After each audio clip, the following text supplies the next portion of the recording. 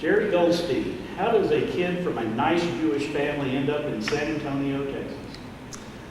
Well, actually, Richard, while I wasn't born here, it was part of that great generation's entry into World War II. I was at the latter end.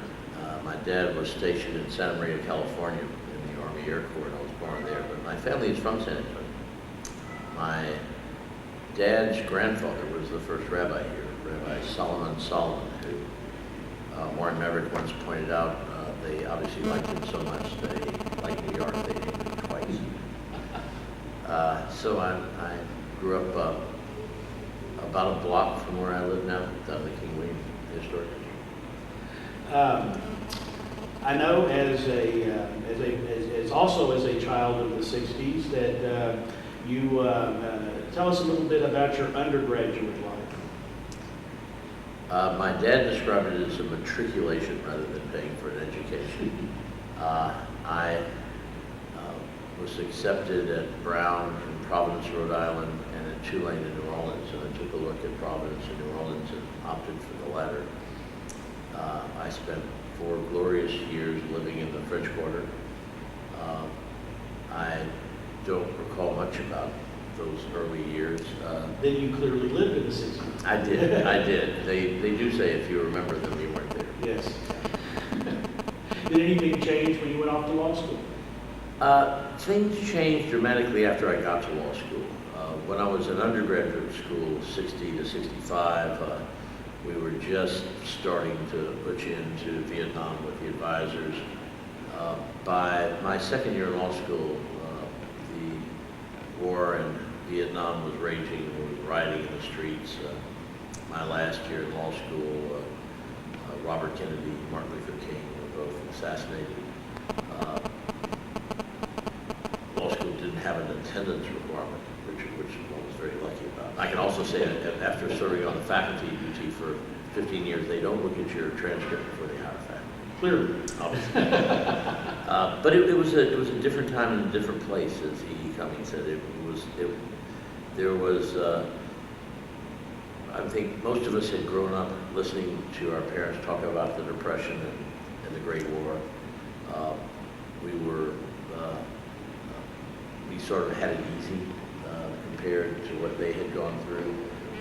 So we voluntarily, I think, jumped into hippiedom with both feet. I think the draft, Warren Maverick, who I practiced with early in my legal career, used to say that I misunderstood my mission, and that had it not been for the draft, I was sitting on my conscience in the '60s. I would have remained indifferent. But when someone gives you a letter and says your turn to go out and kill or be killed, I suddenly found my conscience. Even in undergraduate school, I was in Louisiana. The freedom marches were going on, the freedom riders and buses. I actually rode a bus from Louisiana to Mississippi and sat in on some of the lunch counters. Goldberg and Schwerner were killed while I was in college very nearby where I was. New Orleans didn't have public schools as much as they had parochial schools. The Catholic schools provided the basic primary public education there, in essence. And the Archbishop decided to integrate those schools the year I got there in '61. And there was I'm sure that went smoothly. It did not, as one might expect. And I remember I got a nice note from Chet Storch, who had been a senior at Little Rock Central High School and was in my class at Tulane. I remember how lucky he was. He didn't have to go to school in his last year, because if you recall, they had shut it down.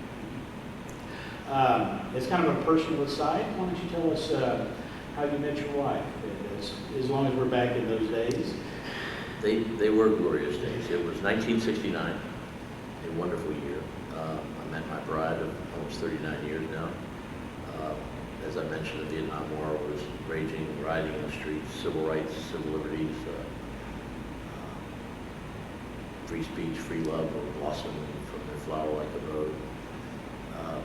It was a wonderful time. Chris and I bought a Volkswagen bus shortly after we came back from traveling around Europe and Morocco on what little money I had saved up. We had enough left to buy a Volkswagen bus. We pulled the seats out, put a Persian carpet in it, put little pillows around Ramsey Clark for president, sticker on the back. Got run out of more counties in South Texas, and we were invited back. And also tell us a little bit about Matthew. After 22 years of marriage, we were blessed with young Matthew, who's now 18 years old. He is delightful. We had decided to at least spend the majority of our time in Colorado, and Matthew has grown up in the mountains. I learned the 3 most dangerous words in skiing several years ago on a heli trip, heli skiing with my son, and those are "follow me, Dad." He's been the light of our life. It has made a substantial difference in my life. People tell you, when you have a kid, it's going to change your life, and it's quote okay, right? I listen. He's, I thought the way to get something from my parents was to yell at them. These kids are so much more intuitive and so much more intelligent, so much more sensitive. He can suck just about anything out. Let's give it a day. And he, I'm hoping he'll go into an honest profession like becoming a forest ranger or something. Do some good for society, but he's kind of reverse the karma. I was hoping so. I promised Christine 39 years ago I wouldn't die a lawyer, then I would have an honest profession at some point. So I'm working. Well, we're interested to see the progression then. You came from a lawyer family. Why don't you tell us a little bit about your dad and starting up the firm and about that time? Almost 70 years ago, my dad started a law firm with a college and law school friend of his, Jason Levy. And Gerry Goldstein is in the same building that we still occupy today. They were primarily a corporate oil and gas type firm. When I didn't really want to be a lawyer. As I said, it was a way out of the draft for me, at least law school was. And when I got out, I had no idea what I wanted to do. And it was easy. I was lucky. I had a secretary in the office. And I was doing corporate work for about 6 months until I met Christine. And I still remember going to the airport, meeting my parents who had been in Asia. I said, Dad, I met someone. I'm going to see them. So, where are you going? I said, well, go to Europe. She lives there. We're going to travel around. And my dad said, well, when are you coming back? I said, well, I'm not really sure. And I said, well, you might not have a job when you get back. I said, well, I figured that. And we spent 3 months of that summer traveling together. And when I came back, fathers being fathers, like I hope I am with my son, of course I had a job. And I had a place to roost, and I had a secretary, and I didn't have to worry about rent. But I will say we got married that year, and my salary, well, Chris's tuition was half of my salary then. So, it wasn't being overpaid, but I did have a nice place to begin my practice. It's always nice to have the overhead covered. It is, and it gave me an opportunity that I think perhaps many young lawyers don't have. Maury Maverick, Maverick family had been an old friend of my family. My great aunt was Maury Sr.'s secretary when he was in Congress. And Maury Jr. always said that Aunt Rose was like Tabasco sauce, a little bit goes a long way. But Maury was trying draft resistor cases representing kids that were getting busted in concerts in their Volkswagen buses. And it fit very neatly in with my politics and what I thought was my mission in life. And I will say that I have had an enormous amount of fun and I think enjoyed a great deal of satisfaction in both myself and my profession. I think, Richard, what you do is in the best tradition of our profession, particularly in what you have done in the later part of your life. This is about you and me. I think all of us in the criminal defense bar look up to those who sacrifice profit for principle. And I think you've done that. And I think to some extent, back in the 60s, that's what we were about. I may have gone astray, reading average, been hard, probably took hold of me, but it's been a wonderful trip. I mean, practicing criminal law is like theater. It's rewarding not only in a hedonistic way in the moment, but it's fun. I always win the cases when I retell them. They get better with age, like wine. And that's not to say it's not fun while we're there. And I honestly think most of us are sick enough. And so maybe there's a little bit of anarchy in all of us. We really do enjoy holding the system to its obligations. And I think that's what I think all of us wake up every morning and I actually thank God that I'm doing what I'm doing. I tease about not wanting to die a lawyer, but I'm not sure I could stand it, waking up and not having the opportunity to look forward to another day with another issue in another court in another place. I think it's what keeps us going. For most of us who observe Gerry Goldstein, it's kind of like, I'll just speak for myself, it's kind of like the ancient gods that emerge as adults from the womb. It just seems like you've always been kind of at the forefront of criminal defense law. And I know that you just mentioned part of it. How much did I pay you for that? I know that you've already mentioned part of it, but I'd like you to expand a little bit on this about what it was like apprenticing in the law with Maury Maverick. Maury was remarkable. He always chided me and said, how do you represent criminals whose crimes you don't agree with? Maury really was a man of principle, and I always told him the reason I do this is because none of those people want to have lunch with me. That's changed. Now these white-collar folks do want to have lunch with us. They want to take us to their country club. They wouldn't have us as a member. They want us to agree with their politics, and it's not quite as much fun, although they are the new pariahs.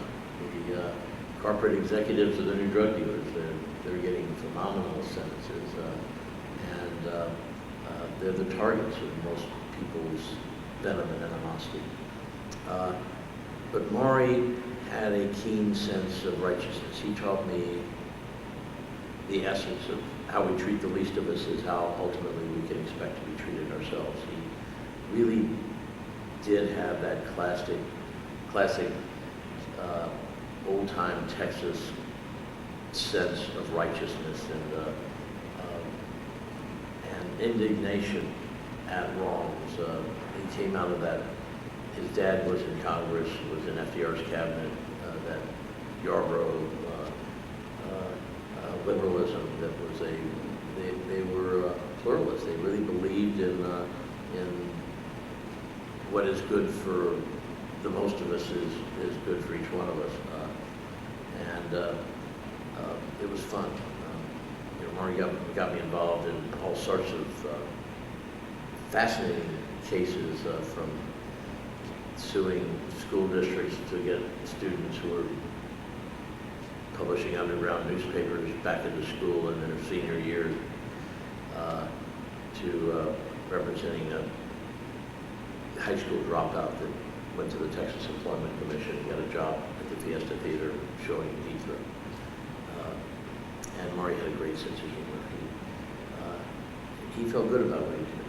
And I think that's, if we wake up in the morning, look in the mirror and say, I've done right, we've accomplished something. Maury had a great sense.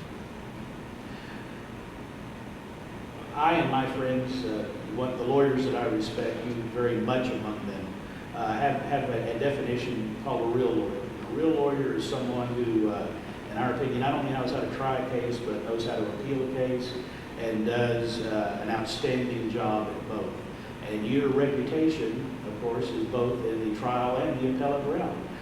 Why don't you tell us a little bit about the most interesting and fulfilling cases you've appealed? Well, it's always fun to win appeals, so those are the ones you remember. I used to sit on a brag ladder. You've won an appeal? I did. It's been a long time. I have to go search way back in the Rolodex. But it is interesting when you think about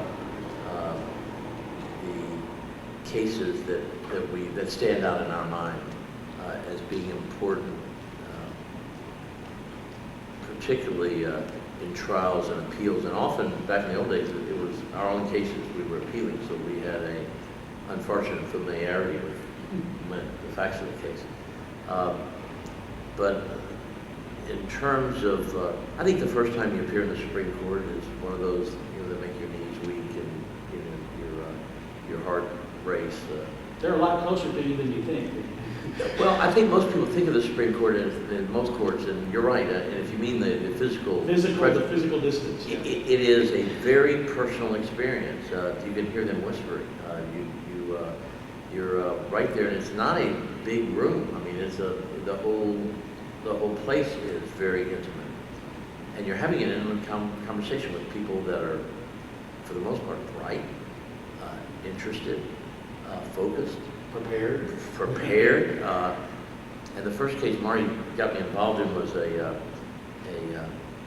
socialist worker here who was handing out pamphlets on Fort Sam Houston on New Braunfels, which in San Antonio was a main thoroughfare, and it went directly through Fort Sam Houston, which at the time was 4th Army headquarters, it's now 5th Army. And they had no guard posts, they had no screening. It just had a sign that said, "You're now entering U.S. government territory, you're subject to search and seizure."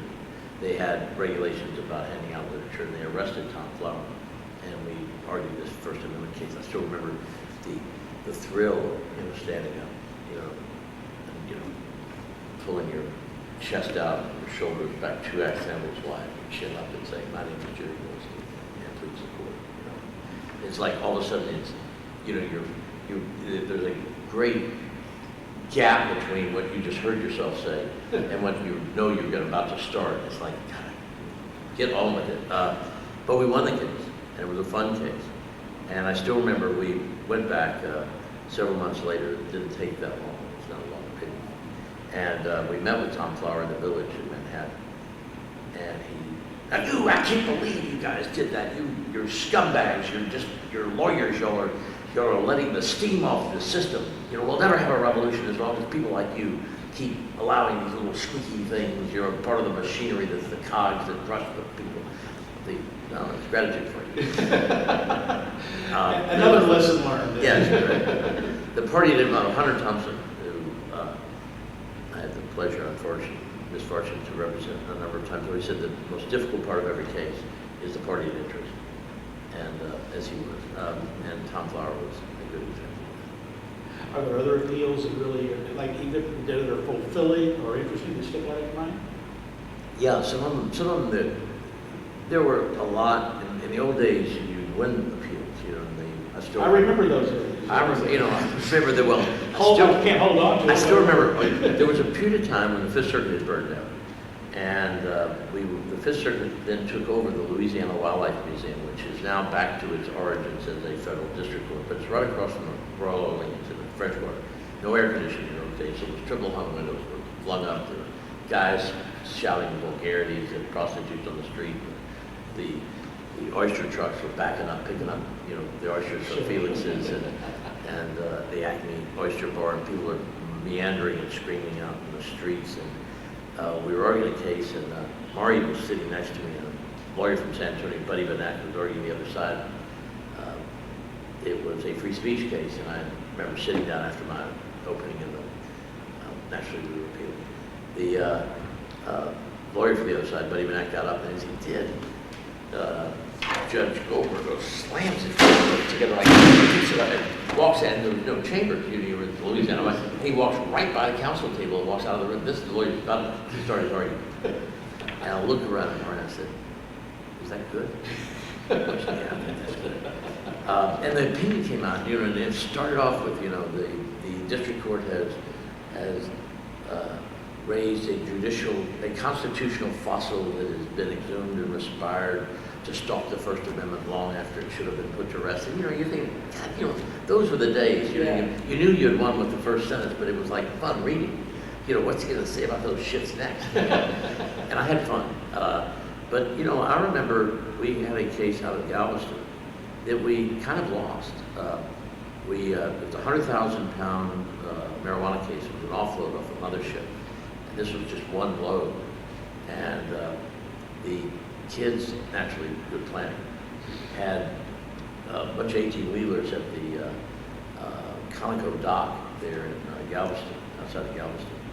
And unbeknownst to them, the Christmas party for the Conoco employees was going to be on that dock that night, so that when the boat arrives, there are about 300 people having a Christmas party, including deputy sheriffs and most of the constables in town.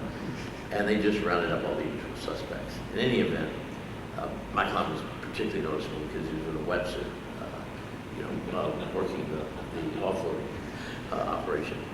Not exactly what most of the party goers were wearing. Well, it was Galveston. Well, but he was dressed in black. He was, but it's that black tie. He didn't know me. That's a black one. Quite. Anyway,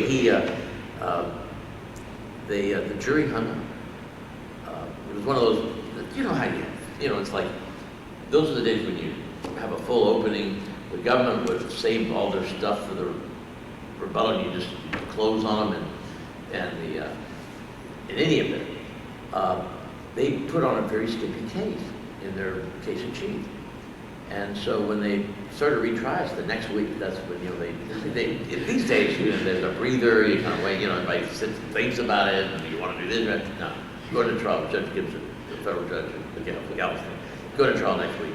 So didn't get it right the first time. But I think you got it down there, Margaret. Anyway, so we're going to trial, and I finally motioned, I said, they didn't put on sufficient evidence. And why am I in worse shape if some of the jurors abide by their oath and won't convict my client? Then if they had convicted my client, I could appeal, and if I went on sufficiency, they can't retry me. Double jeopardy precludes that. Why am I in worse shape because some jurors abide by their oath and won't convict me than I am if they all fold and convict me? And I still remember we had an emergency appeal, and Chief Judge Clark was in Jacksonville, Mississippi.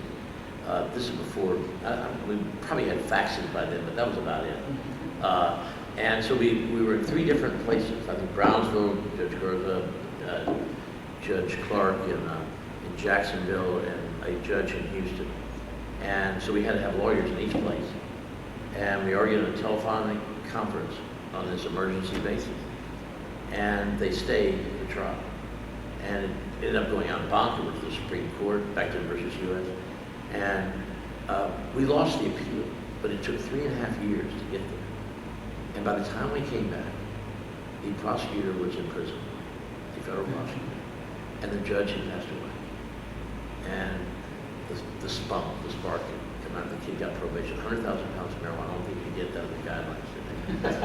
But it was, they were. I think that's the lower right-hand corner of the guidelines. Probably, but you know what it's like. Those were the days when y'all lived together. We rented a house in Galveston. All the clients lived with the lawyers, and we made salads in the bottom tray of the ice box. For the hungry hordes. It was fun.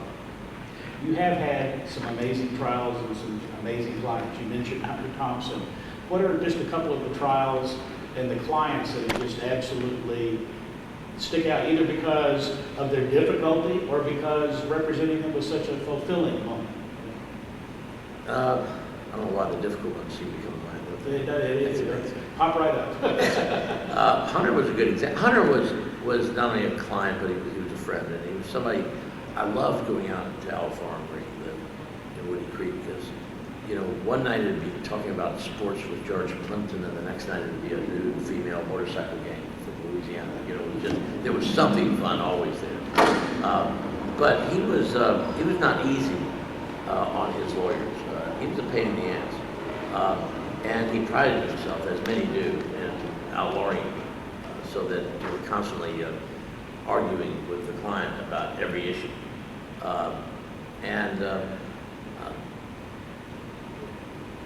I still remember when we won his first case in Aspen, there was a big pitcher of water, and I look around and Hunter's asleep.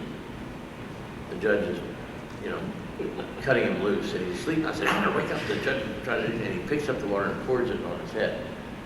Big pitcher of water. You know, it's up here. That's interesting.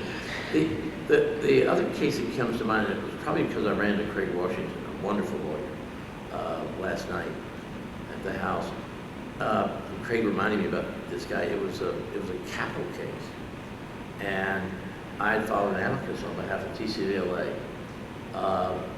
complaining that they had never given him a competency.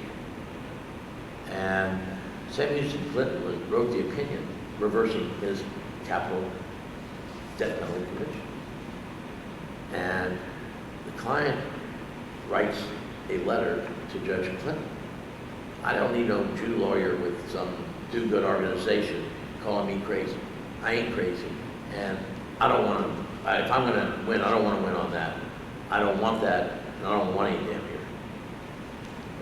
Clinton writes a second opinion withdrawing his first opinion. And Judge Nowlin in Austin, who I had roomed with briefly when I was a young lawyer, he was in the legislature, and I just left Austin. I was practicing with my dad, as I mentioned. And I didn't want to be in San Antonio on the weekends, and he didn't want to be in Austin on the weekends. So we shared a room until he decided my lifestyle was not befitting the Texas legislature. But anyway, Nowlin appoints me to represent. Now that the press is exactly. more often. Yeah, so Nowlin appoints me to represent this guy, who has said I don't want no Jew lawyer with some do-good organization. And I'm trying to tell him I'm not Jew, I'm Jewish. So the upshot of it was that here I am with some guy that hates me, trying to argue that the guy's crazy. And it was like, if you ever do win and I ever do get out, I'm going to come. It was like, all right, don't put pressure on me. I've got enough problems, just trying to keep pace. But so I got Craig to come in and try to bail me out. Over the years, you've tried a number of multi-defendant cases. You've tried cases with lots of lawyers. You've tried cases in front of lots of judges. And one of the things that I kind of bemoan is we're losing a little bit of our characters. In fact, we're losing a lot of our characters. Talk a little bit about the lawyers you tried cases with and the judges you tried cases before that you just believe were true characters and just epitomize that era of law at that time. One comes to mind. Somebody was asking me about it last night. There was a judge out in West Texas, Lucius Bunsen, who was notorious. He would allow you one approach to the witness. He had a squirt gun. He would squirt you in front of the jury. But we were trying a local airplane manufacturer and political activist in a way, a protege of Johnson. Some of the larger-than-life characters in Washington by the name of Marsh Jaffe. And his company, his son, and the lawyer, the general counsel were all indicted on a FECA violation, Federal Election Code violation, for giving corporate funds to some Democrats in Congress. And they tried to make it a felony by bringing it under the general conspiracy statute, sort of bootstrapping up the punishment. And the government rested the case, and I'm in the bowels of the federal building here, which is an old theater from the Hemisphere. And it's kind of, you're in this curtained little corridor, and Judge Button, I'll go to the bathroom, Judge Button passed me and said, "You can put that kid on, right?" This is Judge Jaffe. I said, "Yeah, I had planned to." They have made your case. So I go out and I see Morris is sitting there. Henry B. Gonzalez, who this convention center was named after, whose head was bigger than most people's body, is sitting next to Morris, and I go over and I say, "Morris, I'm not going to put him on." What? You're not going to put him on? What are you talking about? I said, "Trust me, Morris, I know what I'm talking about. I really know what I'm talking about. I put him on." Go up and make my Rule 29A motion. Denied. Put on your first witness. Oh, shit. And I can feel Henry B. I look around Henry B.'s head. By this time, it's blown up. You know how they do those ads? It's like twice as big as it was before. They're both glowering at me. We win the case, and I'm walking home. It's only 2 or 3 blocks from the federal courthouse. And Lucius Bunton and his wife in an old Buick, they pull out of the federal building. Want to ride? Yeah. Still pissed off. And I said, Jack, why'd you do that? He said, oh, I knew they'd do the right thing. And I said, well, if they hadn't, would you? And sail where his drives right down across the mouth. Never said another thing. It was fun. There were so many lawyers. Most of them were with every day. It's a fun group. It's people that actually give a damn about constitutional rights and don't just talk about them. Actually stand up and fight for them. And I still, most of them are harder on their friends than they are their enemies. Warren Burnett was a classic example. Trying a case with Warren was always enlightening, and it was, he was like, I'm a little Jewish kid in San Antonio, and I'd turn on Sunday morning, I'd listen to some of these preachers, and they really were good. It wasn't like I agreed with them about anything, I just liked listening to them. They had good bullshit. Warren was one of those kind of people that could talk to you about anything. It's mesmerized. There's a wonderful story about Warren, because he used understatement. I tend to get preachy and yell at people and, scream and, Warren always was understated. He never took a note. He sat there quiet. Always had a way of kind of talking with his hands, like begging people for shit. And there's a wonderful story is one of his wives, Emma, who's known as a widow Burnett here in town. Apparently they'd had a terrible fight. The stuff's crashing off the walls and doors slamming. Finally she goes out, throws up the garage door, gets in her Suburban, just got a new Porsche. Bangs in the Porsche. She's sitting there, banging out the street. And Warren came to the screen door with a drink. He often did. And he says, now, Miss Emma, play fair. Play fair. He had that ability to bring a sense of humor and a commonality that everyone was able to understand the points he was making. And part of what we do is someone said, why do they call it? I taught a course at UT called Defense of Complex Criminal Cases. And one of the other professors, George Dixie, probably knows. Well, I know what Dixie does. He takes something very simple and makes it complicated. But I think it's just the opposite. I think what our job is to take, no matter how complicated the case, and it gets tougher and tougher as we get deeper and deeper into these paper-intensive white-collar cases, is to take something that's complex and distill it down to something that everybody understands. Otherwise, the zero is going to be. No question about that. And often they do in spite of even if we are good. 3 years ago, you were inducted into the Texas Criminal Defense Lawyers Association Hall of Fame. And it was an honor not only for you as your work, your life's work in criminal defense, but also the contributions you made both to the Texas Criminal Defense Lawyers Association and the National Association. Why don't you tell us a little bit how you felt that day?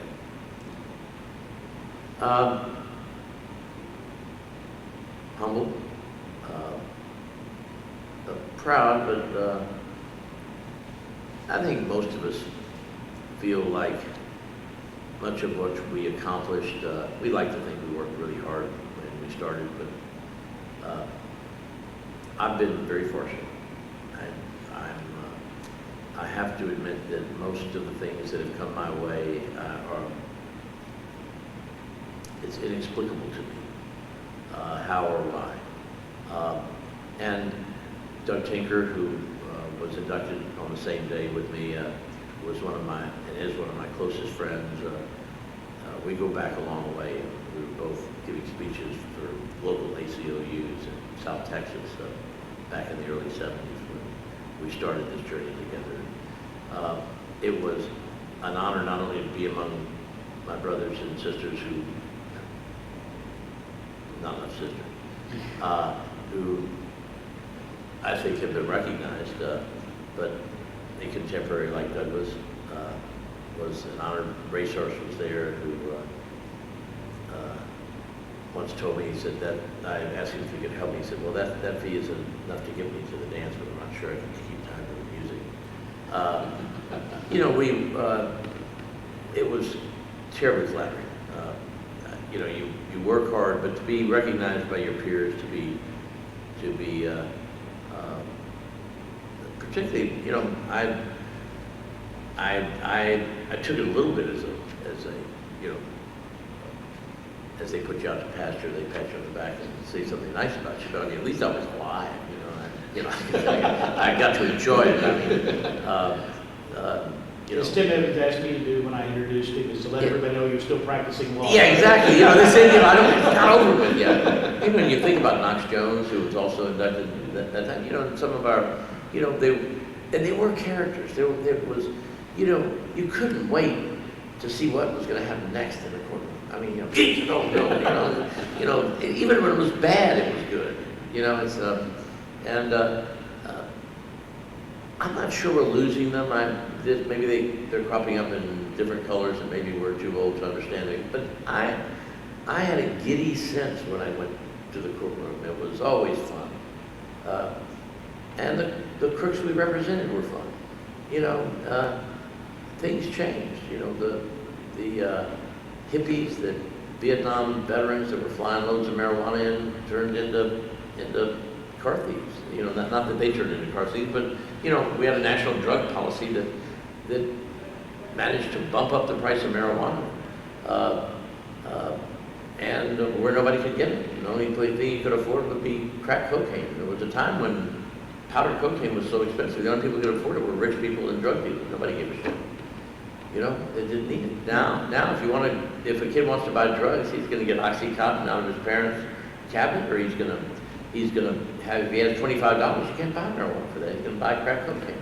We've turned the system on its head, and I think a lot of us actually cared about how the system worked. We actually fought not just for our clients, but to help the system out. TCDLA spends a great deal of its time and resources and person power on changing the law, in bettering the criminal justice system.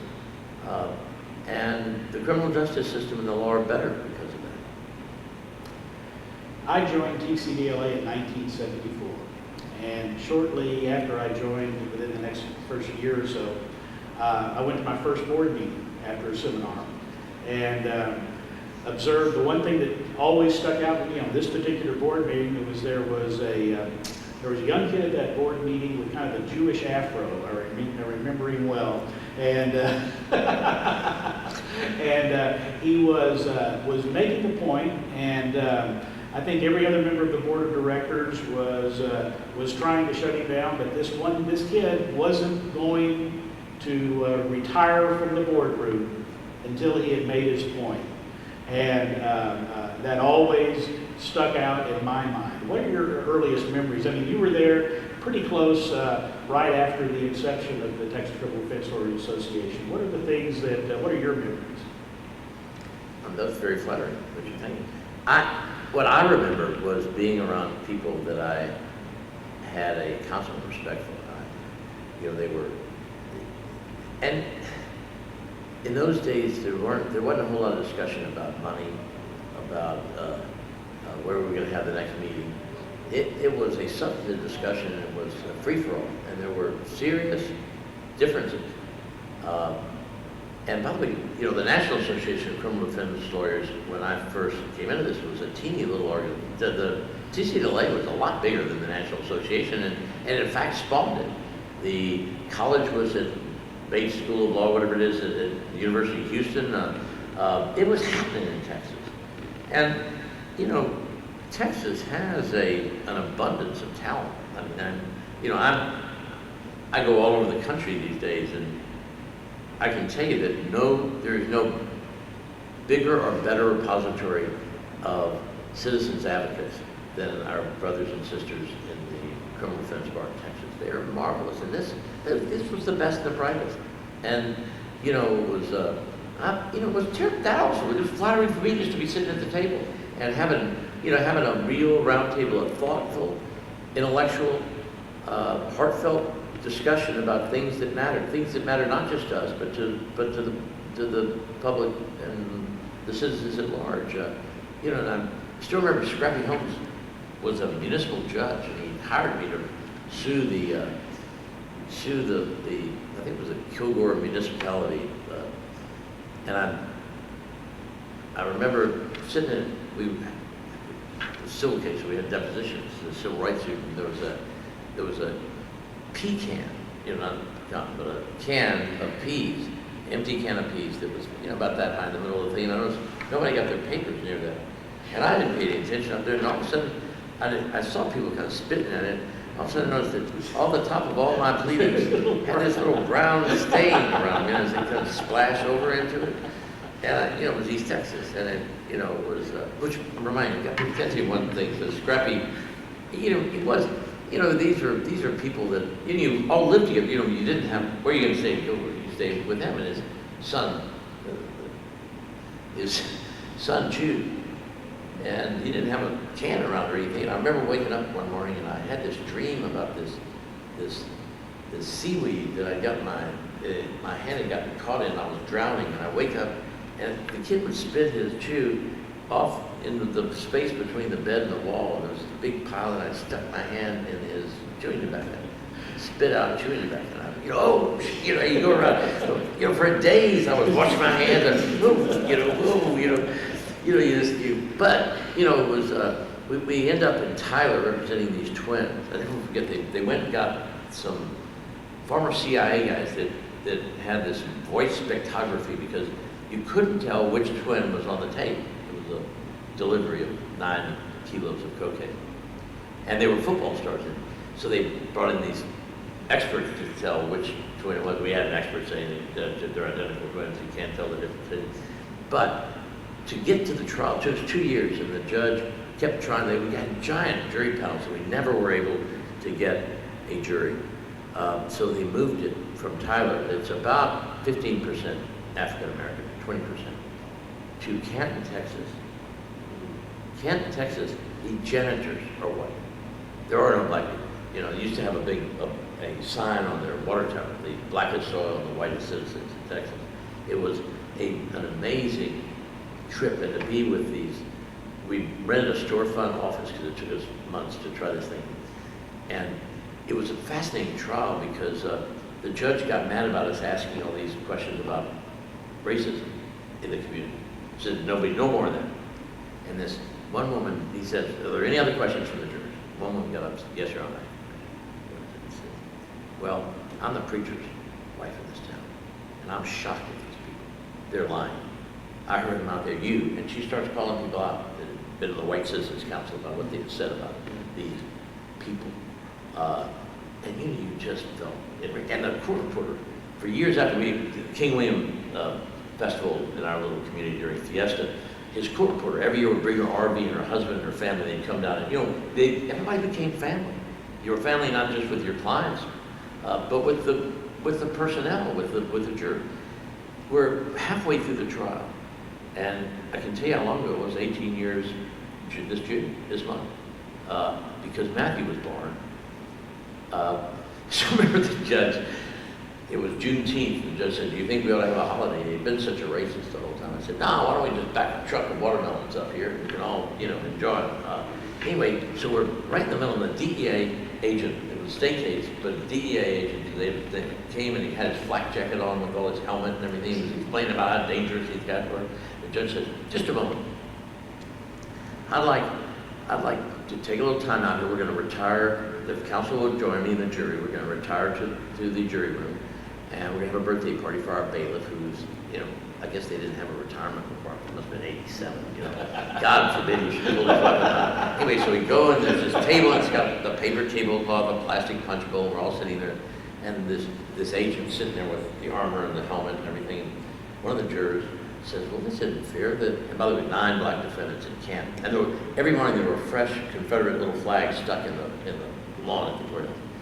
And the one of the jurors said, it's not fair that the defendants are sitting out there. So this guy with, helmet on, flak jacket, all 9 defendants are black, pile into this crowded little jury room where we're singing happy birthday and having punch and cookies with the jury. So I knew that was a good time. Yes. You were president of the Texas Criminal Defense Lawyers Association during the legislative year. What are your memories of the year of your presidency? What the old joke was that the legislature, now, they have special sessions, but they only meet every other year by a plan that gives citizens at least 1 year to recover from whatever dastardly things they were doing. I don't know if you've seen the movie about Charlie Wilson's war. Well, Charlie Wilson was, in Congress at the time. The state legislature had that same dichotomy. You had these interesting characters who were, ranged in political strife from the Craig Washingtons to the right-wing conservatives. But Texas, predominantly has a very conservative streak. We were constantly fighting about things like attorney-client privilege I know during your year, we, decided to redraft the entire punishment scheme in Texas, which, by the way, might have been one of the more enlightened, for some reason. I mean, who knows? We're going to talk about that later, but I think it's terribly important that TCLA played a very strategic and important role in shaping that. Had it not been for the organizational strength, I don't think a few defense lawyers in the state bar, those committees are like watching paint dry. You can just go to sleep anytime, but these were not. These were active lawyers pushing an agenda. And as a consequence, Texas has a much more enlightened view of punishment, same except our desire to kill people. Much more enlightened point of view than most other jurisdictions, including the federal jurisdiction. And, every once in a while, we resurrect this idea about a guideline, but we eschewed that. We rejected that in favor of something very positive. I can only say that we were becoming more and more active in terms of attempting as best we could to bring some civility to the criminal justice system and to the practice of law and the attorney-client privilege, particularly the right to retain and consult with counsel without fear that very factor could be used against you is important. As a matter of fact, because I remember it distinctly, I think it's 38.38 of the Code of Criminal Procedure. There's no doubt in my mind. Is no doubt in my mind is your baby that you ushered, that you conceived and ushered all the way through the legislative session, and it is one that all the practitioners in criminal defense law still get the benefit of it today. Thank you for remembering that. Yeah. But it was fun because if you remember the Surgeon General, this is how young or old we are, had come out with this cigarette pack warning, Surgeon General's warning colon, cigarettes mean. And I still remember I was so angry at some of these cases where they were subpoenaing lawyers to testify about their clients, their identity, who paid them, that in the Fifth Circuit, I had this big mock-up of it. It said Attorney General's warning, colon, hiring and consulting with a lawyer can and will be used against you in a court of law. We litigated that as well as the legislative issues. In addition to all of the great cases and appeals you've had, there is no doubt one of the legacies, I believe, of the Texas Criminal Defense Lawyers Association, the National Association, and one of the great legacies that you bring to the table is that continuing legal education for the criminal defense practitioner kind of got started there in the early 70s, just before specialization came in 75, and you've always been at the forefront of that aspect of it also. Tell me a little bit about how do you remember the first time that you taught a group of lawyers about the law? I do. It was, I would guess, 1974 or 75. Texas was just coming into the fold, but the federal rules of evidence came into play. And in 74, they were just starting to formulate them. And I was at the college as a student learning and doing some instruction, but I remember I was fascinated with the idea. Taking evidence and procedure in law school was so foreign to most of us because we'd never seen a courtroom. We didn't know how it operated. It's like getting a doctor, never seen a cadaver. At least they got a dentist to cut up on. Nobody had ever taken us. They didn't have any mock courtrooms. They had moot court, which was the appeal of the case, because they knew you were going to fucking lose your first case. So you better know how to appeal it. There was nobody. They didn't teach you a thing about trying a case. So the idea of learning the rules of evidence without being in a courtroom, well, what I noticed when I first got into practice was I didn't have a clue. That's why trying conscientious objector cases with Maury were so important, because they were both criminal and civil cases where you were filing writs of habeas corpus, but all in the criminal context. But, it wasn't a whole lot of cross-examination. Did he raise his right hand? No. Did he cross the yellow line? No. Case closed, bang, It was all research. And I still remember Michael Tiger, a wonderful lawyer, and still probably as good as they come, they began a publication called the Selective Service Law Report, and it was actually a mimeograph at first. You could smell the pages. And we were and there's good reason for that, too. Yeah, I spent a lot of nights smelling the pages. I can't read this shit, but I can sure get. Anyway, we would have opinions. In those days, there was no mechanism, no electronic age, so we had opinions long before the U.S. attorneys had them. And because we would send them out in networking. And finally, and I was on the board, finally the way we made money was every U.S. attorney's office in the country bought a copy of the multi-volume growing Selective Service Law Report. I still remember spending hours, tab A and the slot B, putting the thing together. That was as much fun as anything, because, it didn't take a rocket, so it was like fixing your bicycle, staying in a car engine, just put it together. But it was, you were able to try the case simply because it was mainly lawyer and intellectually dealing with case law and the rule. And so I was able to be spoon-fed into a criminal justice system and the adversary system, trials of cases where somebody's life and liberty are at stake, slower than just being dropped in the deep end. And CLE was terribly important to me because it gave me the opportunity to get a running start, to learn. And they started making sense to me because, it was life and death. It was win or lose. And it became clear to me that what we were building in the procedural rules and the rules of evidence are roadmaps. And I soon learned that, if you knew 3 rules, you basically knew 2 more than anybody else in the courtroom other than the bailiff, certainly more than the judge. And if you just knew the numbers, you were ahead of the game. And, they're fairly easy to spout out, espouse. They're just difficult to apply. And that's where the rubber meets the road, and it was fun. I loved the teaching and learning aspects of all of that because it gave you a chance in it was contrived a little bit, but a less intense atmosphere where people's liberty wasn't at stake. You had a chance to absorb, to think, to reflect, and to understand the rules. And I don't think there's a single more important thing that TCLA does than its continuing legal education. And those courses started in this thing.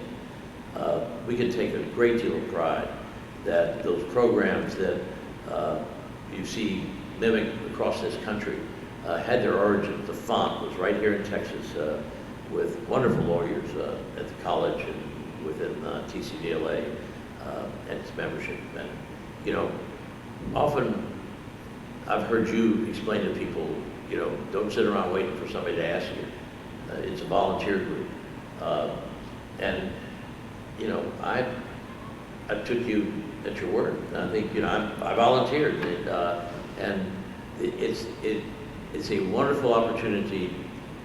I think most occasions that you teach at CLE, you learn more in that process than any of the students do. Less than a year after you were president of the Texas Criminal Defense Lawyers Association, you became president of the National Association of Criminal Defense Lawyers.